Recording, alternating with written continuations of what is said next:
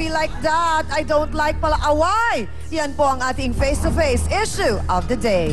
Batang ama, hanap ay kaboksing, kaya sariling kinakasama ang inaasinta. Naging perwisyo na po siya sa ano namin eh. Kain tulog na lang dun siya sa may Inaaway niya pa yung pamangkin ko. Pag nakakainom siya, ginugulo kami. Nagsiselos, naiingit. Hindi lang niya tanggap na siya yung bunso. Wala siya ng pwesto. Pagbago ka na, bubugbugin kita pagka nakita kita. Hey, sasabayan kita. Dapat nga bang manghimasok si Alberto sa buhay ng kanyang pamangkin? Face-to-face na! Ang kanya pong babala kung hindi raw madadaan sa magandang pakiusapan ang kinakasama ng kanyang pamangkin, hindi na daw po siya magdadalawang isip upang ito raw ay upakan. Naku, wag naman po sana.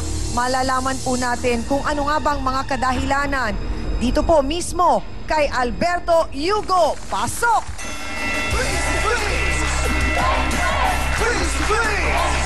Kuya Alberto, sino itong sinasabi mong kinakasama ng pamangkin mo na ipinag-iinit ng ulo mo? Sino to? Anong pangalan? Si RJ po. RJ. Anong problema kay RJ? Wala na po siyang kwentang ano po eh. Bali, wala po siyang trabaho.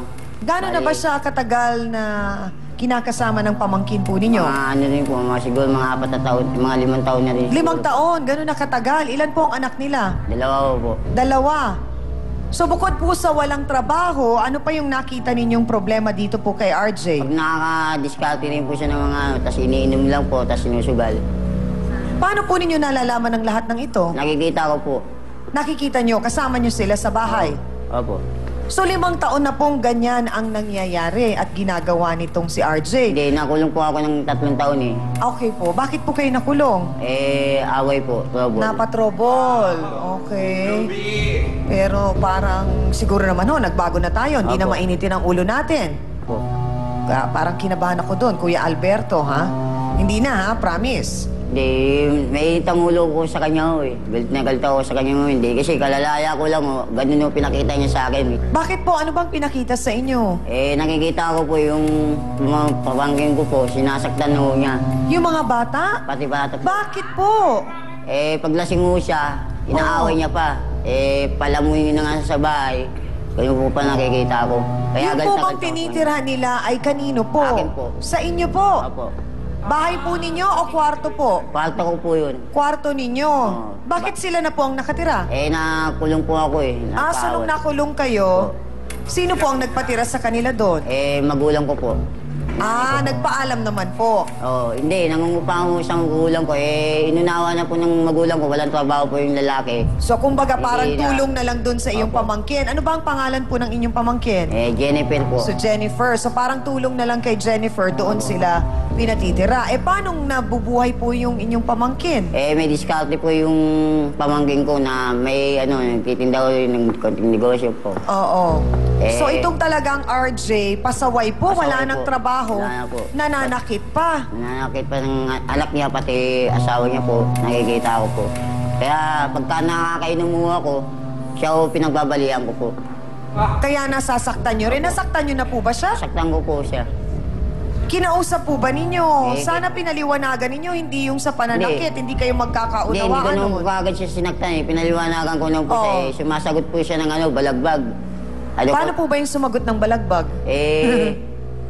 Ano daw pakialam ko? Asawa daw niya. Sabi ko, karapatan ako, bahay ko yan eh. Ano po yung sabi ko sa kanya? At pamangkin ko yung inaasawa mo. Ano pong reaksyon ng mga magulang ni Jennifer? Alam po ba nila yung nangyayari? Bali, wala lang po. Ako na lang po nag-ano sa kanya kasi naano po ako eh. Position po ako sa pamangkin ko kasi ginagalang Si ko. Jennifer po, anong sinasabi niya? Wala lang po. Umiiyak lang po. Yung tatay ni Jennifer, walang sinasabi? Wala po. Saan ang tatay niya? Patay na po yung tatay niya. Patay na. Bali, stepfather na lang po.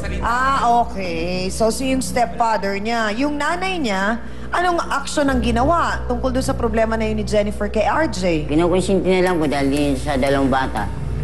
Maraming beses na po bang nagsumbong sa inyo si Jennifer na ganito ang ginagawa ng RJ? Marami na rin po.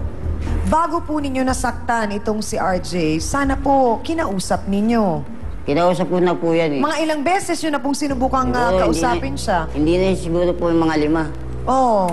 Maraming beses na rin po siguro nangyayari. Pero hanggang ngayon, nagsasama pa rin sila ni Kasama, Jennifer. mahal na mahal po ng pamangkin kong asawa eh. Oh. Abay, bakit nga ba ganun itong taong ito? Wala raw po siyang kwentang ama dahil nga siya ay batugan, sinasaktan pa ang sariling anak, pati na rin ang kanyang kinakasama na pamangkin naman po ni Kuya Alberto. Ano nga ba ang katotohanan? Ikwento mo nga sa amin, Eduardo RJ Inisiso Jr. Pasok!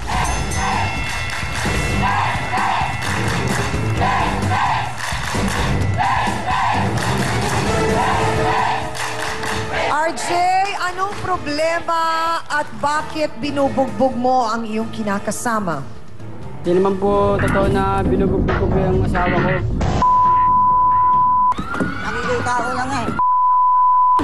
Nakikita ko lang eh.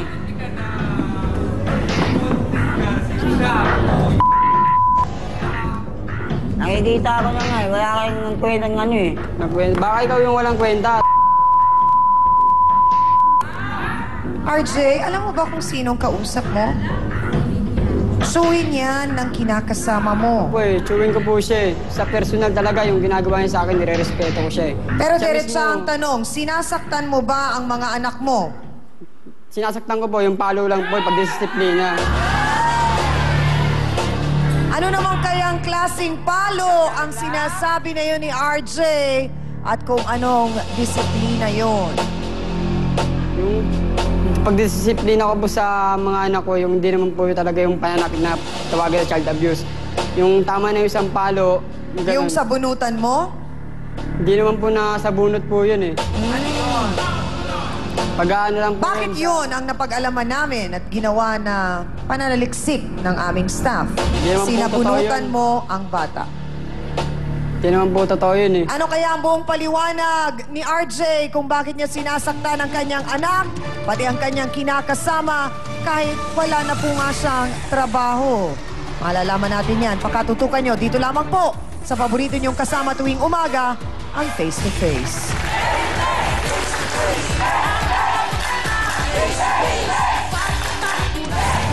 So, ang pinapaliwanag sa akin ni RJ, kung kayo ay magbibisyo, huwag sabay-sabay.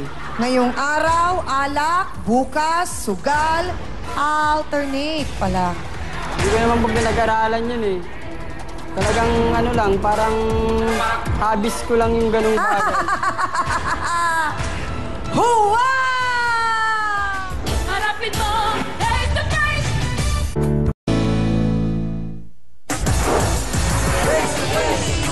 Sabi nga po ni Kuya Alberto, ang kanyang pamangkin na si Jennifer na kinakasama po nitong si RJ ay sinasaktan niya, pati mga bata, wala ka pa daw trabaho. Bakit nagkaganon, RJ? Anong nangyayari? 5 taon na kayo nagsasama ni Jennifer, di ba? Opo, Ilang taon ka na ngayon? 23 years old na po. Ang tanong ko, RJ, nung lumalaki ka ba, sinasaktan ka ng tatay mo? Hindi po. Hindi. Okay. So, bakit mo nagagawang saktan ang anak mo at yung kinakasama mo? Hindi naman po yung araw-araw. Swallow every other day, every 1 week, every 2 weeks. Ba't nangangialam kayo? Hindi pagdidisiplina sa bata ang hampasin mo ng ilang beses naman po at hampasin sampalin mo sa tuwing ikaw ay galing sa sugalan. Paano ba yung pagdidisiplina mo sa iyong mga anak? Paano ba? Pag ano na po, pag hindi po sumusunod, pinapalo ko po sa puwet. Gamit ang ano? Kamay lang po. So kay Jennifer naman, ano naman ang kadahilanan? Bakit mo siya sinasaktan?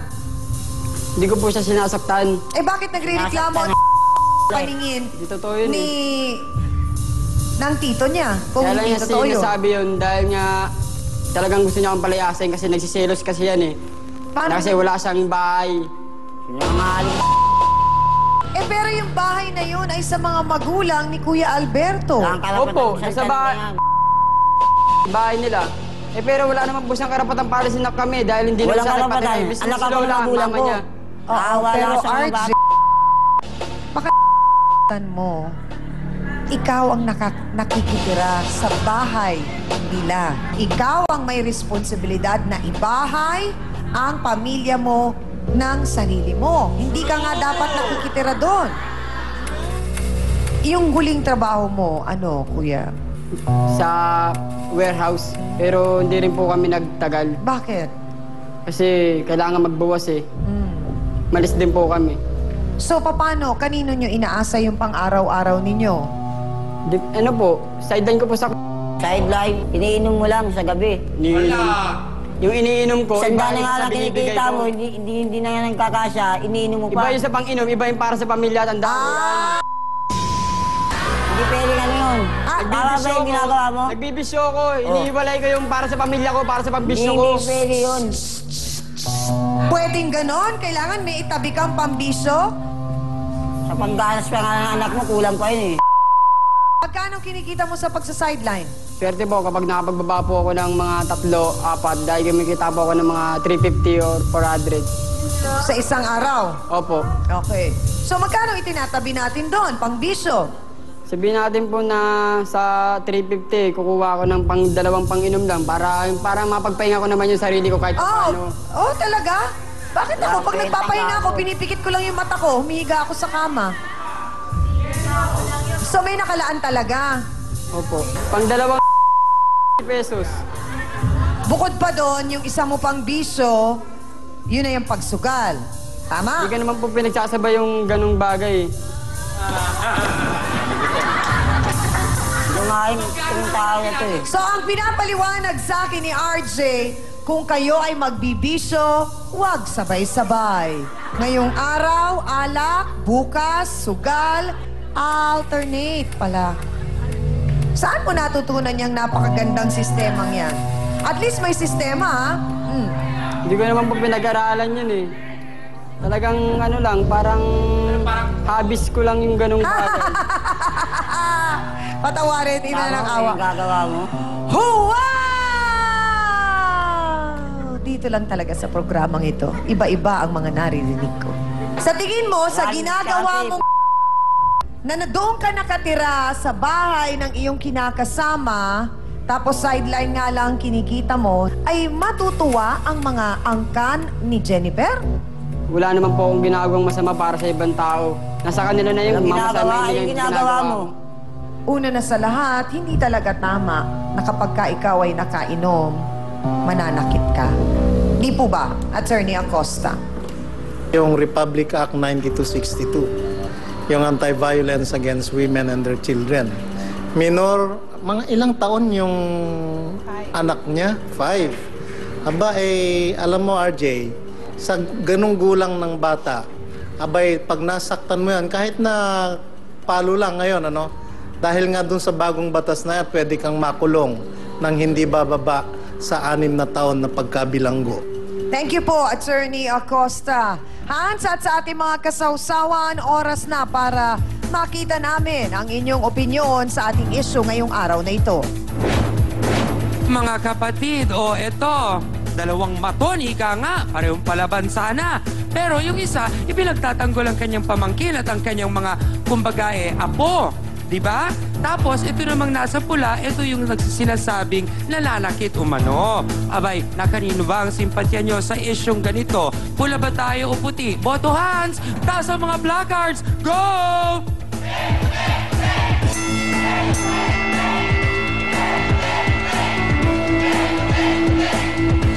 Mukhang malinaw na sumasang-ayon ang mga sawsawer at sawsawera na sa punto ni Kuya Alberto na hindi nga talaga dapat, hindi tama na nananakit ng kinakasama, lalong-lalo na ng mga anak. Kaya yon, ang boto ay nasa kanyang panig. Kuya Alberto, bukod po sa inyo, sino pa ang kasama ninyo nila RJ dun po sa bahay?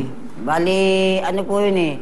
Hanggang 10th floor po yun. Sa baba po namin, ate ko. Aha. Sa gitna o saka sa pangatlo, sila. Bali, kwarto ko po yun sa pangalawa. Aha. Yung pangatlo po sa nanay ko po. Bali, So, hanggang 10th floor po yun. yun pong kahit nanay ninyo, na lola ni Jennifer, naririnig po o alam yung ginagawa ni RJ Opo. kay Jennifer? Opo. Ano pong sinasabi? Bali, wala lang po. Bakit? Ito naman po, Naniniwala nakikita siya, ko sa babago kanya. ka? Ikaw na mismo nakakapeste Kita kay mo. Lola eh. Kaya pa inaasal mo sa amin. Ayun na inaasal mo, yun naman ginagawa mo sa amin. So sinasabi mo, hindi mo sinasaktan si Jennifer?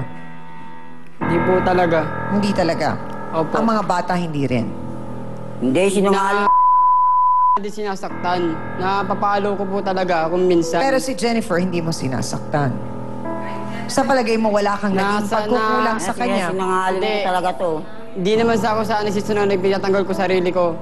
Amin ko kung minsan nakakapanakit ako. Pero hindi naman yung sobra-sobra talagang pananakit. So nanakit ka. Hindi naman po talaga eh. Tingnan mo sinungaling to. Sabi po niyang anak, mukha na raw kawawa, kaya para sa kanya ay walang kwentang ang ama itong si RJ. Para maglabas ng kanya pong mga saloobin, narito po ang hilaw na biyenan ni RJ, ang nanay po ni Jennifer, na si Aling Marilyn Aluquin. Pasok!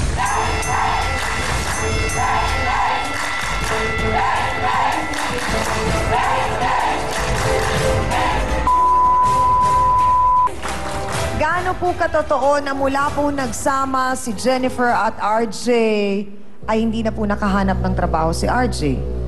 Pero meron naman daw po siyang sideline. Kumikita naman daw po siya. Minsan, pagka nagbabawa po siya ng pakwan, Oo. 100, uuwi niya sa bahay, minsan 60. Sabi niya hindi po, 60 lang daw yung tinatabi niya sa kanya. Alam ko ba, bubuyat ka 60. Sinungaling yan, 60 lang po yung inuwi, Hindi totoo binibigay yun. niya sa anak ko, 60 lang. Makakabuhay ba ng pamilya yan? Sa amin pa umaasa yan eh. Kung tutusin lang, kami pa nagpapakain dyan eh. Sa amin yan lahat, swerte nga nila, lahat binibigay namin eh. Siya pa nagsira sa anak ko, may sponsor yan, nag-aaral. Sinira niya, binuntis niya. Ang mga saloobin po ng isang ina ay maririnig natin sa pagbabalik po ng nag-iisang Barangay Hall on air sa telebisyon, ang Face to Face.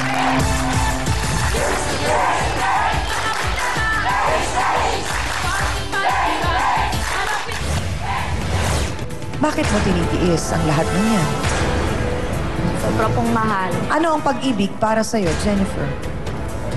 Nagtutulungan po. Tinutulungan ka niya? Saan po? Pagtalikuran, harapin mo, face to face.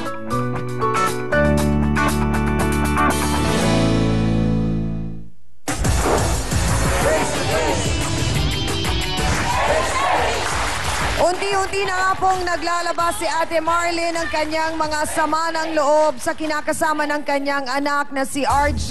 Sabi po kanina ni RJ, hindi naman daw po niya sinasaktan si Jennifer. Pero ano po ba ang nakikita ninyo at naririnig Sinasaktan niya niyo? po yan araw-araw, gabi-gabi. Bakit hindi po ninyo kinausap si RJ at si Jennifer? Gusto nga ng asawa ko, palayasin na yan sila dyan sa bahay na yan eh. Ayaw magsilayas eh. Pero sa palagay po ba ninyo, yun ang magiging solusyon, yung palayasin sila? Yun po. Oo. Paano po ang apo ninyo at ang anak ninyo? Doon sila sa bahay nila eh. Malaki rin naman ang bahay nila eh. Yung kawawa naman yung kapatid ko, squatter na. Walang bahay. Rin talagang umalis na rin doon sa bahay na yun para din... Ginawa ka lang namin para maganda. dahil sa dalawang bata. Sinungaling ka pa. Ate Marlene, nung una pa lang po ba ay hindi na talaga kayo boto kay RJ? Bakit po? Walang trabaho eh. At ang sabi po ninyo kanina, yung anak ninyo ay scholar. May nagpapaaral po yan. Oo. Kaso naman binuntis, nung mag-aaral ng college, ibuntis, hindi na makapag-aaral dahil malaki na pala tiyan, 4 na buwan. So nasayang lang po. Nasayang lang. Yung asawa ko, pinag-aaral pa siya, lahat binibigay kung anong gusto niya eh. Binibigay ng asawa ko, hindi niya naman tunay Nagsasabi namin. po ba sa inyo si Jennifer ng kanyang sama ng loob kay RJ? Hindi po, hindi siya nagsasabi sa akin. Bakit daw po? Aywan ko sa kanya, nahihiya siguro. Pero yung mga apo po ba ninyo, sinasaktan ni RJ? Sinasaktan niya rin. Minsan nga nakita ko eh. Hinawakan pa naman sa bukid, tinaas doon, binitin. Sino pa naman matutuwa sa kanyang ganyan ang ginagawa niya sa mga anak niya? Lahat sinasaktan, sinugsuntok, minsan kukurutin. Akala ko ba sabi mo dinidisiplina mo lang? Akala ko ba sabi mo Nakikita palo ko lang sa lahat. puwet? So yun ba ang konting palo na sinasabi mo? Hindi ko naman na inulit yun ah. Isa lang yun. Inulit? Nung nakita po ninyong hawak ang apo niyong gano'n sa Pinagsisiyaw ko, ulo, ginawa ko Ate na yun. Marlene, ano pong ginawa niyo? Sinaway ko siya para sabi ko, wag mong gaganyanin ng bata. Masakit yan. Ano pong sabi sa inyo ni RJ? Sabi niya, wala kang pakialam, ay anak ko to. Oh. Hala, RJ! Hindi po totoo si... Hindi po Nanay! totoo yun. Hindi po totoo yun. Nanay Hindi ko pa naman! sinagot yung biyanang ko. Lahat na yun, sinasaktan mo, pati maliit eh. Alam niya ng anak mo na kahit kailan hindi kita sinagot ng pabalang. Anong hindi sinagot? Minsan ka sumasagot sa akin, Ano yun? pero hindi ko lang pinapansin. Palihim ka pa. Alim. Di totoo yun, ma. Hindi ka sumasagot. Totoo Yung yun, sagot ma. mo ngayon, anong tawag siya? Ma, kumagalit ma kung kung hindi ako ano. Na nagpapakain siya, saktan mo pa. Wala kang kwenta nga mo. Kapatid, wala raw po siyang alam sa problema ng kanyang anak pero handa naman din siyang ipagtanggol at ipaglaban ang kanyang junior. Narito po ang tatay ni RJ na si Mang Eduardo Enciso. Pasok!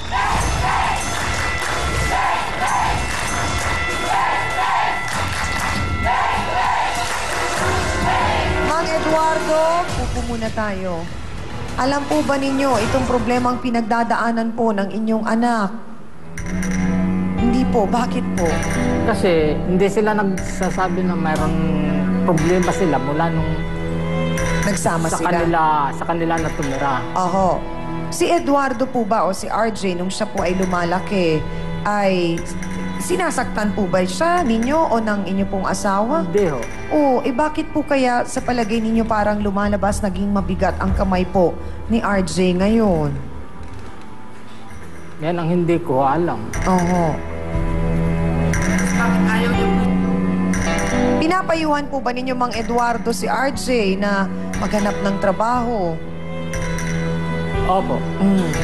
Kasi syempre, Gusto ko ngang turuan sa magmaneho dahil meron akong kaibigan na noon nahanda naman tumulong sa kanilang magmaneho. yun Kaya naman lang pala. parang sila ang walang hilig.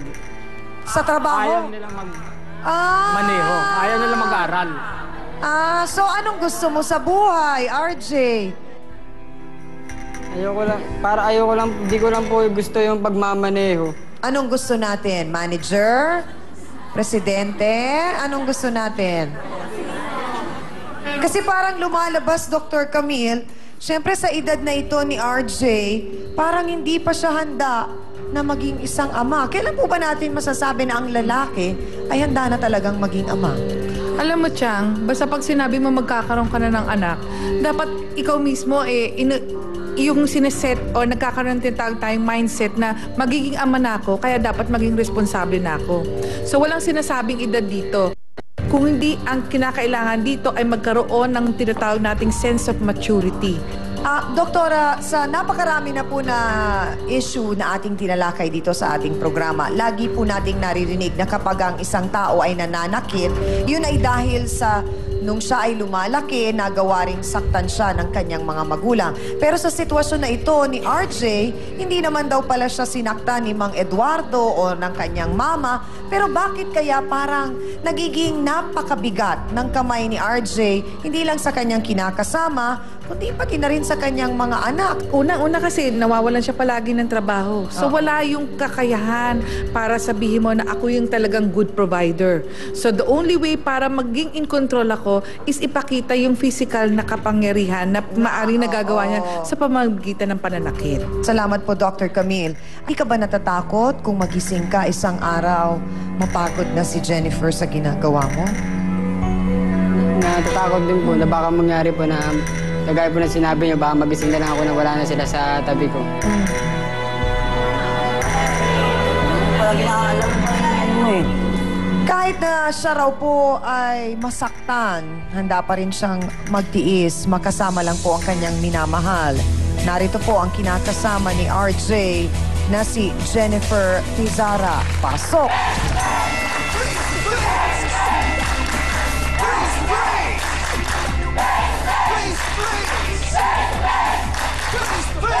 Jennifer, gaano katotoo na sinasaktan ka ni RJ? Ano po, minsan lang po kapag meron po kaming hindi pagkakaunawaan. Paanong sinasaktan? Minsan po kapag sinasabunutan niya po ako, tapos minsan po sinusunod po. So sa palagay mo, yung paminsan-minsan na sinusuntok, paminsan-minsan na sinasabunutan, ay okay lang, Jennifer? Pagmamahal pa rin yun? Pagmamahal pa rin ba yun? Na pati ang mga anak ninyo, sinasaktan niya? Hindi po. Hindi.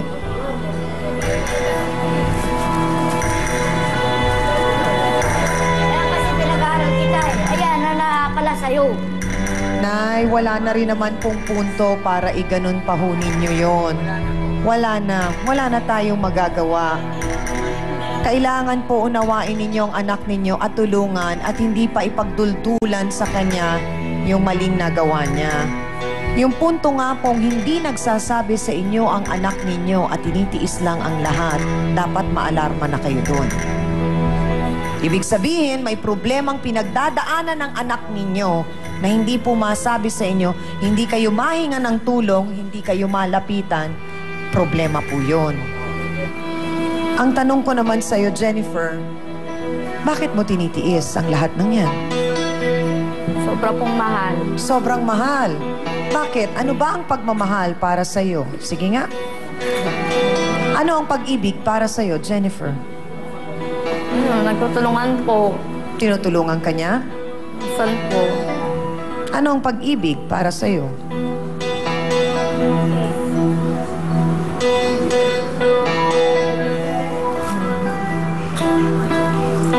Masagot kaya ni Jennifer kung ano ang pag-ibig para sa kanya?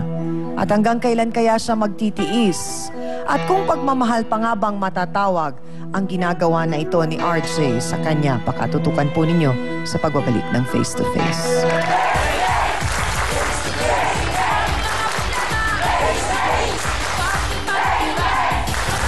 Dito lang sa TV5. And now, back to Face dito sa TV5.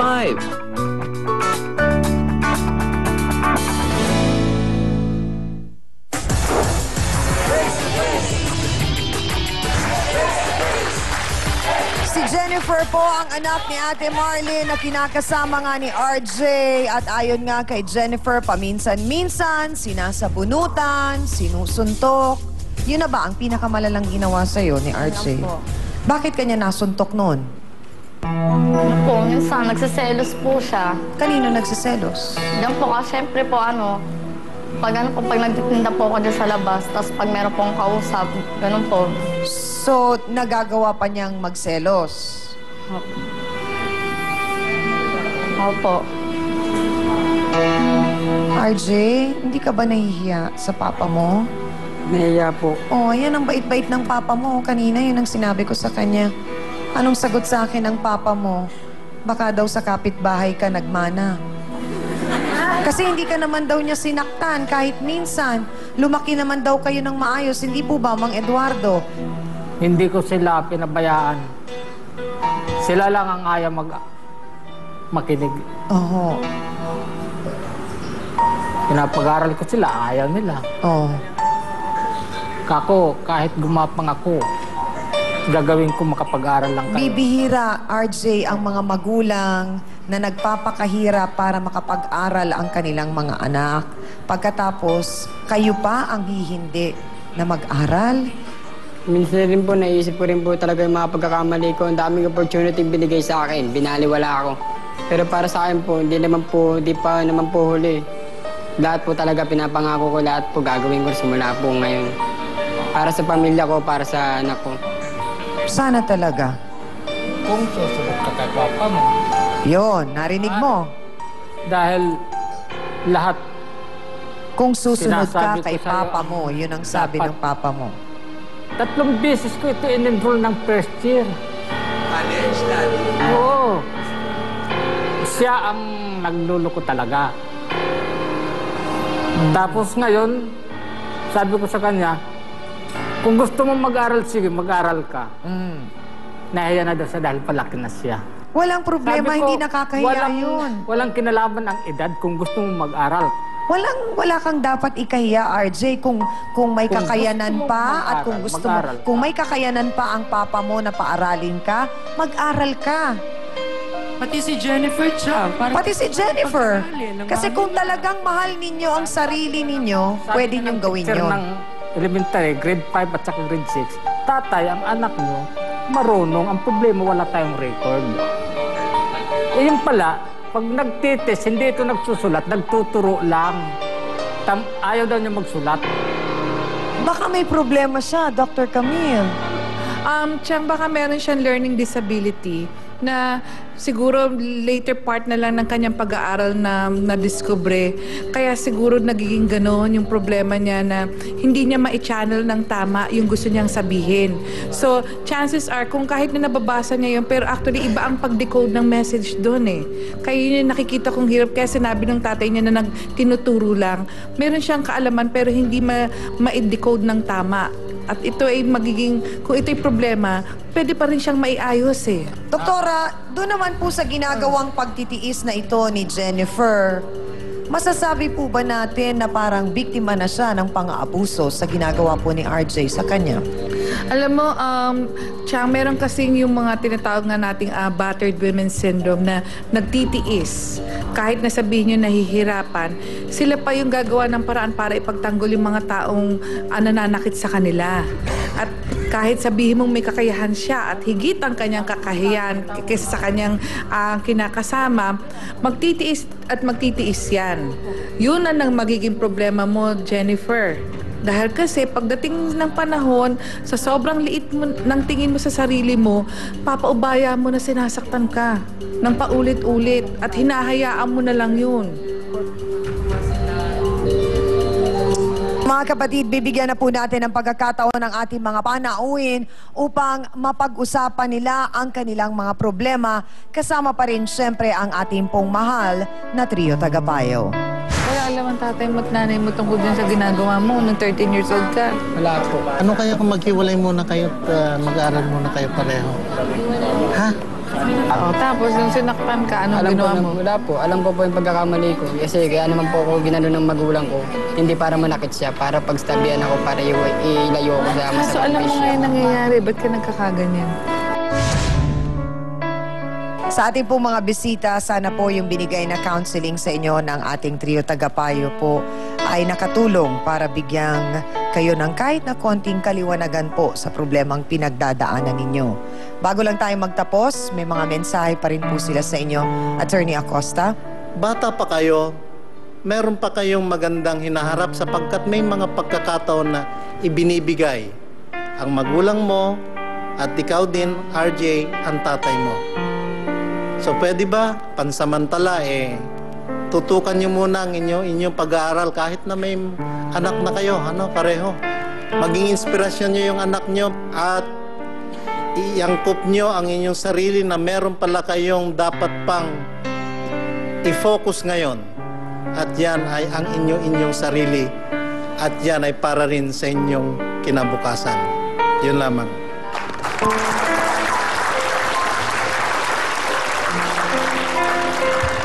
Ang nagiging problema rito, na yung mga gusto niyang gawin, na-channel siya sa maling paraan. So kung minsan anong gagawin niya, nagiging pasaway. Na ang tingin ng iba, akala mo may kakulitan lang. Pero alam na meron na palang problemang nararanasin ang ating mga anak. Ngayon, kung meron po kayo nadidinig na tinatawag nating ADHD, hindi natin alam, lalo na sa mga kaedadan nila, RJ, sabihin natin, ay, ano lang yan, pasaway lang yan. Pero actually po, yun ay maaaring nangyayari sa kanya noon pa man. Kasi nandun yung maganda yung kanyang yung intellectual functioning. So, anong nangyayari? Bakit sinasabi ng kabila na siya ay batugan? Unang-una, what brought about yung pagsasabi ng batugan is the fact na nagiging passive ang behavior niya dahil ang asawa ay, ang kinakasama ay passive. Kailangan, yung may drive, may motivation. Wala kaming nakikitang ganun Napaka-passive nyo. So siguro una-una, RJ, ganito. Kung sa tingin mo, after na gusto mong magbago, pero hindi mo pa rin kaya, pwede ka naman pumunta sa amin, tutulungan kita. Para i-monitor ko kung paano yung mga aktibidades mo na may aayos siya. may aayos mo pa yan. Unang-una, meron kang insight. Pag sinabing may insight, alam mo na may problema ka, kaya lang hindi mo alam kung paano tugunan yung problema yun. So, may aayos pa rin natin. Sinasabi nga natin, dapat may fighting spirit tayo. Ha? Pero may spirit siya. Walang fighting. Hindi lumalaban ang spirito mo. Di ba narinig natin palagi sa kasulatan, God helps those who help themselves. Tinutulungan ng Panginoon ang yung mayroong kakayahang tumulong sa kanyang sarili. Parang wala kang motibasyon, Jennifer. So nag-complement kayo dahil parang wala ka lang at ito mayroong mga plano pero hindi niya nasasagawa, kaya nagkaroon ganito ang buhay niyo. Kaya dapat lumaban ka. Huwag ka na lang maging punching bag. Huwag ka na lang maging shock absorber, Jennifer. Dapat you complement. I-complement ang kanyang parang mahina sa implementasyon sa kanyang buhay. Diyan magkakaroon kayo ng magandang pagsasama. Yun lang po. Maraming pong salamat sa ating pong mahal na trio tagapayo. Jennifer, hindi mo na ako sinagot kanina nung tinanong kita kung ano ang pag-ibig para sa iyo. What is love? Anong kadalasang sinasagot mo noon sa slam book ng mga kaklase mo? Di ba pag may uso pa ba yun ngayon? Meron pa naman ganon, di ba? Slam book? Anong nilalagay mo? Love is sacrifice. Love is sacrifice. Meron din sinasabi na when you're in love, it should bring out the best in you. So sa pagkakataon na ito, hindi ba dapat sa pagmamahala ninyong dalawa ni RJ sa isa't isa, dapat lumalabas yung mga magagandang mga pangarap ninyo? Di ba? Nakakalungkot talaga, Jennifer, sa totoo lang. Napakaraming bata ang hindi nabibigyan ng pagkakataon na makapag-aral, pero gustong-gusto nilang mag-aral, pero walang nagpapaaral sa kanila. Pero eto ikaw, merong magandang oportunidad, merong gustong magpaaral sa'yo. Bakit hindi ninyo tapusin ang pag-aaral ninyo para sa inyong mga anak? Papaalalahanan lang po natin si RJ kung sakaling may mga pagkakataon po na makalimot siya. At wag nga po kayong mag-alala. Sinabi naman po ni Dr. Camille na tutulungan po si RJ at titignan kung ano po ang pwedeng magawa na kahit papano po ay matulungan natin siya na malagpasan ito pong pagsubok na kanyang pinagdadaanan. At hangad po namin pa rin na magtulungan ang buong pamilya po ninyo na maayos ang kinabukasan, hindi lamang ni Jennifer at ni RJ, kundi pati na rin po ng kanilang mga anak. Marami pong salamat sa inyo. Amina na po tayo, mga kapatid. Ang pagiging batang magulang po ay isang malaking responsibilidad na hindi po pwedeng talikuran at takbuhan. Kaya paalala po namin sa inyo, mga kabataan, na huwag po tayong susuong sa isang desisyon na hindi po ninyo kayang panindigan. Dapat, bago po tayo pumasok sa pag-aasawa, abay siguraduhin ninyo na kayo ay handa na sa lahat ng aspeto. Meron ng iba matanda nang nag-asawa, abay hindi pa rin handa. Hindi rin po kami magsasawang sabihin sa inyo na pakinggan po ninyo ang inyong mga magulang. Wala po talagang magulang na naghangad na ang kanilang anak ay mapasama. Mag-aral po kayo ng mabuti at samantalahin ang mga magagandang pagkakataon at oportunidad na nabibigay po sa inyo na magkaroon po kayo ng isang magandang kinabukasan. At para naman sa ating face-to-face, heart-to-heart thought for the day, nasa huli ang pagsisisi pero hindi pa huli ang pagbabago. Salamat po sa inyo, mga kapatid. Thank you din sa aking co-host na si Hans Mortel. Sa Dance Squad, KB1 at B2. Sa ating mahal na trio tagapayo. At syempre pa ang ating mga certified sausawero at sausawera. At sa mga bisita po nating nagpaunlak ngayong umaga, maraming salamat po sa inyo. At sana kahit paano po sa maliit naming paraan dito sa face-to-face ay nakatulong po kami upang magkaroon kayo ng isang bagong yugto sa inyong buhay. Ako po muli, ang inyong pambansang kapitana, ang inyong Chang Ami na laging nagpapaalala, ang problema pwede mong tawanan, Pero hindi mo yan dapat talikuran. Kaya kung may problema ka, harapin mo, pag-usapan natin yan face to face. Para po sa inyo to, mga kapatid. Ngayong Miyerkules, si Mrs. kay Mister galit na galit dahil kapatid pa niya ang naging kabit. Nahuli mong ano? Nakahiga po sila, nakaubad nga po kapatid ko, tapos nakabrit yung asawa ko. So talagang nag-something-something? Opo, siya po nagbigay ng motibo eh. Malaki lang naman po ako eh. Oh, talaga? Ngayon, ang kanilang pamilya nagkagulo-gulo na. Hanggang ngayon po, kayo pa rin ang magkasama. Ay, hindi na po. Nagbuntis pa siya eh. Buntis po. eh. Sino ang ama niyan? Diretsahang tanong. Friend po nun. Di ba ninyo naisip na balang araw magtatanong ang mga anak ninyo, paano nangyari ma na kapatid ko ang pinsang ko? Face to Face, ngayong Miyerkules, 4:30 p.m. bago ang T3, dito lang sa TV5. Face to Face was brought to you by Ever Bilena, Beauty in You.